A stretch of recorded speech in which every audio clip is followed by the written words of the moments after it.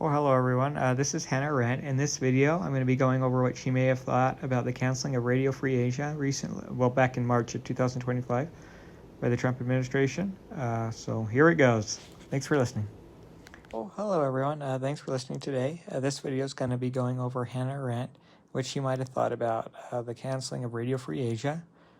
From Hannah Arendt's perspective, the canceling of Radio Free Asia would be viewed with grave concern as it represents a deliberate assault on factual truth and the public sphere. While she was deeply critical of propaganda, she would see the removal of an independent news source as a dangerous step towards suppressing information, fostering cynicism, and enabling authoritarian power. The undermining of factual reality in her analysis of totalitarianism, Arendt argues that organized lying does not simply aim to replace truth with a lie, but destroy the very idea of factual truth.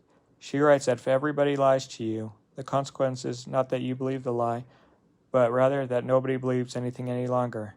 The cancellation of Radio Free Asia, a news outlet created to provide uncensored information in countries with poor media environments, strikes at this very concept. Regardless of whether one views RFA as entirely neutral, its disappearance reduces the available sources of information and reinforces the monopoly of state-controlled media. This is a crucial step in conditioning people to disbelieve all sources, leaving them without a common reality to anchor their opinions. The attack on the public sphere, for Arendt, the public sphere is a space where people can appear before one another as equals, exchange opinions, and construct a shared world, factual truth.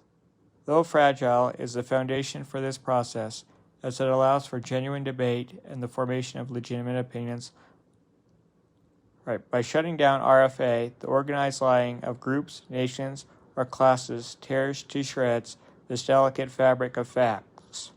The removal of platforms like Radio Free Asia, where different opinions and voices could be heard, effectively prevents the vital exchanges and nuanced discussions that constitute genuine political life. In its place, the public is left with the controlled narrative of the ruling power, which, as Arendt observes, is often more plausible, more appealing to reason than reality, because it has been carefully crafted for public consumption. The cultivation of loneliness and cynicism. A central theme in Arendt's work is that loneliness and social atomization are preconditions for totalitarian rule. She would observe that the suppression of independent information, a role once filled by RFA, isolates individuals and makes them more susceptible to manipulation. Without reliable news sources, people become cynical and lose faith in their ability to judge for themselves. This cynicism serves the ends of totalitarianism perfectly. The masses, expecting to be lied to anyway, will not desert their leaders when presented with irrefutable evidence of falsehood. Instead, they take refuge in cynicism and admire the cleverness of their deceitful leaders.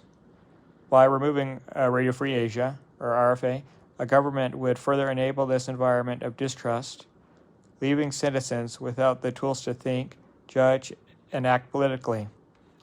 A victory for authoritarian tactics in her essay, Lying in Politics, Arendt analyzes how government officials may retreat into self-deception, losing touch with reality, and managing public relations for relevant audiences rather than addressing the actual world.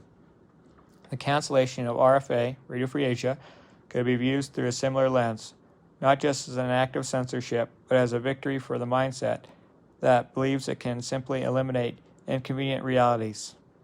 The closure would thus be a sign that those in power believe they can control the narrative completely, erasing facts from public memory and undermining the very category of truth versus falsehood. Arendt would see this as a severe moral and political degradation, a further step on the path toward totalitarian domination. Thank you for listening, everyone. I got this information using artificial intelligence, so hope you learned something. I enjoyed reading this, so thank you, everyone. Take care.